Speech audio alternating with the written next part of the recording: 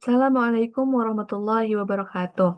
Perkenalkan, saya Rahmaryani dengan NIM akhir 036 dari Pendidikan Kimia kelas 6B. Nah, pada kesempatan kali ini saya akan menyampaikan mengenai cairan dan padatan mudah menyala, zat atau campuran suara reaktif, cairan piroforik, serta zat atau campuran yang suap panas, yang merupakan salah satu materi dari mata kuliah pengetahuan bahan berbahaya.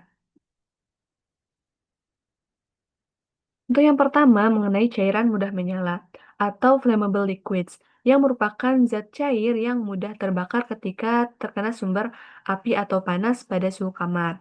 Nah, cairan ini mudah terbakar karena memiliki titik nyala yang cenderung rendah. Nah, titik nyala ini merupakan suhu terendah ketika cairan tersebut dapat menguap, yang mana uapnya itu dapat terbakar ketika terkena sumber api. Nah, menurut GHS atau Globally Harmonious System, tentang klasifikasi dan pelabelan zat kimia, cairan mudah menyala ini memiliki titik nyala yang kurang dari atau sama dengan 93 derajat Celcius, bagaimana dijelaskan dalam kategori serta klasifikasi. Nah, kelas kategori dari cairan mudah menyala menurut GHS itu dibagi ke 4 kategori. Kategori pertama itu ketika zat cair itu memiliki titik nyala kurang dari 23 derajat Celcius. Dan titik didih awalnya itu kurang dari 35 derajat Celcius. Untuk kategori kedua, ketika zat cair memiliki titik nyala kurang dari 23 derajat Celcius dan titik didih awalnya itu lebih dari 35 derajat Celcius. Untuk kategori ketiga, ketika zat cair tersebut memiliki titik nyala lebih dari 23 derajat Celcius sampai dengan kurang dari 60 derajat Celcius. Untuk kategori keempat, ketika zat cair memiliki titik nyala lebih dari 60 derajat Celcius serta kurang dari 93 derajat Celcius.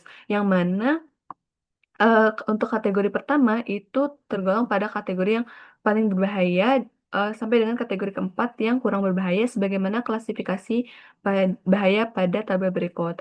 Untuk kategori pertama itu tergolong bahaya dengan simbol nyala api yang menyatakan cairan dan uapnya itu sangat mudah terbakar. Untuk kategori kedua itu tergolong bahaya dengan simbol nyala api yang menyatakan bahwa cairan dan uapnya itu sangat mudah terbakar. Nah, untuk kategori ketiga itu tergolong peringatan dengan simbol nyala api yang menyatakan cairan dan uapnya mudah terbakar. Untuk kategori keempat itu tergolong peringatan tanpa memiliki simbol yang menyatakan bahwa cairannya saja yang mudah terbakar. Nah, beberapa contohnya itu, eh, contoh cairan benar menyala umumnya itu senyawa organik atau pelarut organik karena memiliki massa molekul yang relatif rendah dan biasanya memiliki gugus fungsional yang dapat bereaksi dengan oksigen atau cenderung mudah terbakar seperti gugus OH, gugus CHO pada aldehid, gugus CO pada keton, dan sebagainya. Nah, contohnya itu ada eter, aseton, benzena, heksana, alkohol, petrolum, dan bensin. Kemudian ada padatan yang mudah menyala atau flammable solid, yang merupakan zat padat yang mudah terbakar ketika mengalami kontak singkat dengan sumber api, sumber panas, ataupun hanya berupa gesekan. Nah, zat ini bisa berupa bubuk, granular, ataupun pasta, ataupun juga serbuk logam, serta paduan logam. Nah, kriteria dan kategorinya itu dibagi pada dua kategori. Kategori pertama, ketika selain serbuk logam itu memiliki waktu pembakaran yang kurang dari 45 detik ataupun lajunya lebih dari 2,2 mm per detik. Serta api yang dihasilkan itu tidak berhenti pada area yang basah. Untuk serbuk logam itu memiliki waktu pembakaran kurang dari 5 menit. Kurang dari sampai dengan 5 menit. Nah, untuk kategori kedua, ketika selain serbuk logam itu memiliki waktu pembakaran yang kurang dari 45 detik dan lajunya itu lebih dari 2,2 mm per detik sama dengan kategori pertama. Tetapi pada zona basah, dia apinya itu dapat berhenti setidaknya selama 4 menit. Dan pada serbuk logam itu waktu pembakarannya itu lebih dari 5 menit dan kurang dari sampai dengan 10 menit. Klasifikasi bahayanya untuk kategori pertama tergolong bahaya dengan simbol nyala api yang menyatakan bahwa padatan itu mudah menyala. Untuk kategori kedua berupa peringatan dengan simbol nyala api yang merupakan padatan itu mudah menyala. Nah, contoh padatan mudah menyala di sini ada belerang, kemudian fosfor yang sendudukan pada korek api, kemudian ada hidrida logam, ada kapas karena kandungan selulasanya, ada gandum karena karbohidrat kompleks yang terkandung pada gandum itu sendiri, kemudian kertas juga karena kandungan selulasanya. Nah, beberapa piktogram atau simbol pelabelan untuk zat cair ataupun zat padat yang mudah menyala. Itu dapat dilihat sebagai berikut. Untuk gambar pertama dan kedua, itu merupakan piktogram untuk cairan yang mudah menyala menurut UN Model Regulation. Nah, untuk gambar ketiga, itu piktogram atau simbol cairan serta padatan yang mudah menyala menurut GHS. Nah, untuk gambar keempat, itu piktogram untuk padatan yang mudah menyala menurut UN Model Regulation. Selanjutnya ada zat atau campuran yang suara reaktif atau dapat bereaksi sendiri atau self-reactive substance and mixtures. Merupakan zat kimia yang dapat bereaksi eh, dengan sendirinya atau mengalami dekomposisi eksotermik atau menghasilkan panas secara cepat, bahkan tanpa ada reaksinya dengan oksigen.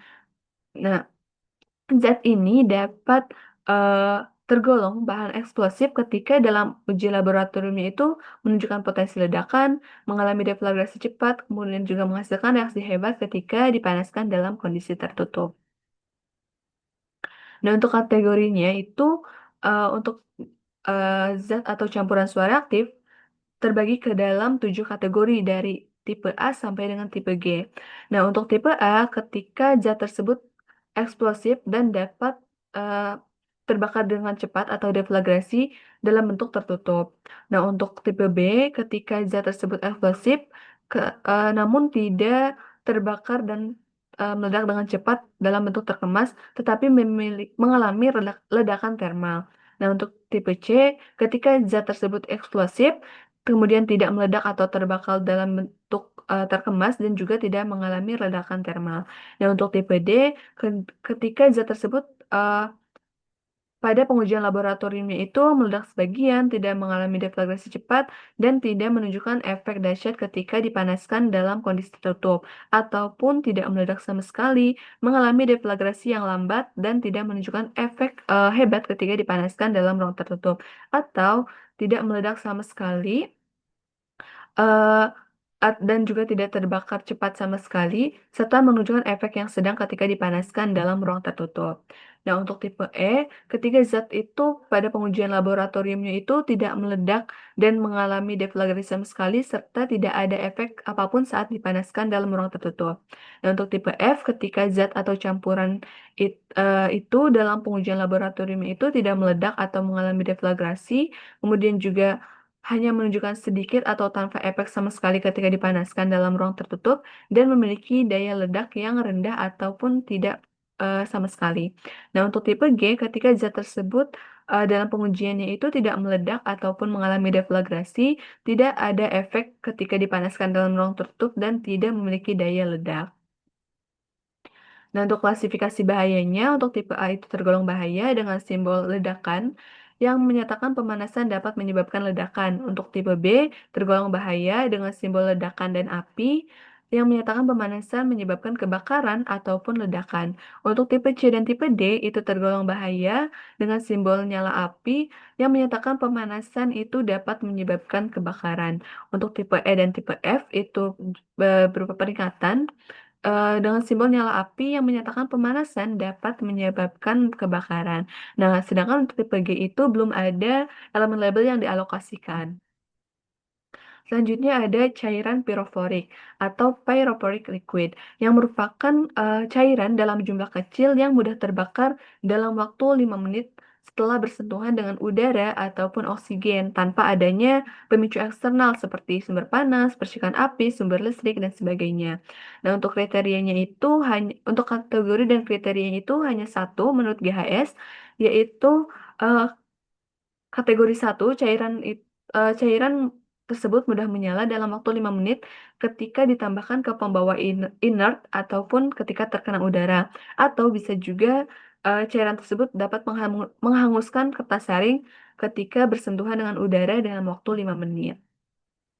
Klasifikasi bahayanya Itu kategori satu tergolong bahaya dengan simbolnya itu nyala api yang menyatakan bahwa cairan dapat terbakar secara spontan jika terkena udara. Nah, beberapa contohnya itu ada organolitium, reaksi Grignard, organoseng, alkil aluminium, logam karbonil, serta silikon halida.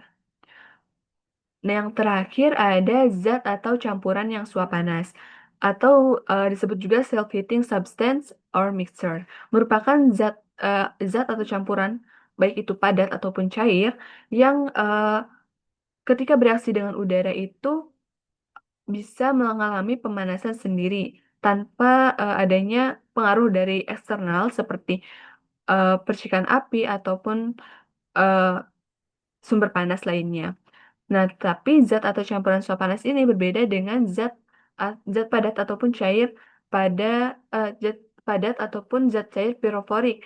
Eh, karena untuk zat atau campuran suap panas ini hanya akan menyala jika dalam jumlah yang besar dan juga setelah waktu yang lebih lama, berbeda dengan piroforik.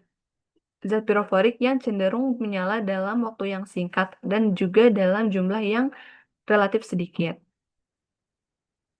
Nah, untuk kriteria dan kategorinya itu menurut GHS dibagi ke dalam dua kategori.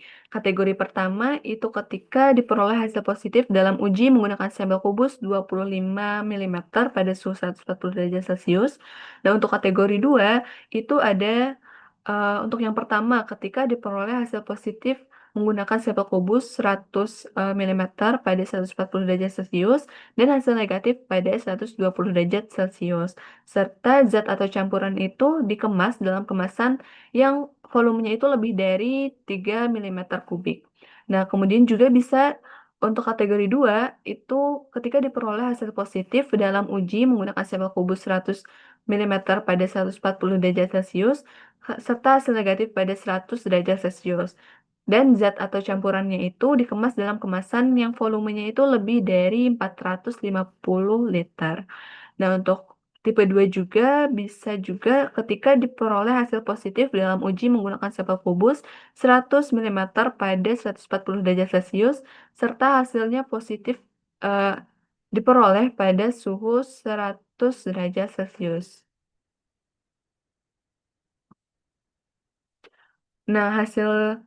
Nah, klasifikasi bahaya itu untuk kategori pertama tergolong kategori bahaya dengan simbol nyala api yang menyatakan bahwa zat atau campuran tersebut dapat memanas sendiri ataupun dapat terbakar. Nah, untuk kategori kedua dengan kategori peringatan simbolnya itu berupa nyala api yang menyatakan bahwa zat atau campuran tersebut dapat memanas sendiri dalam jumlah yang besar dan juga dapat terbakar. Nah, berikut referensi yang digunakan. Mungkin cukup sekian yang dapat saya sampaikan. Kurang dan serta lebihnya saya mohon maaf. Terima kasih telah eh, menyimak. Wassalamualaikum warahmatullahi wabarakatuh.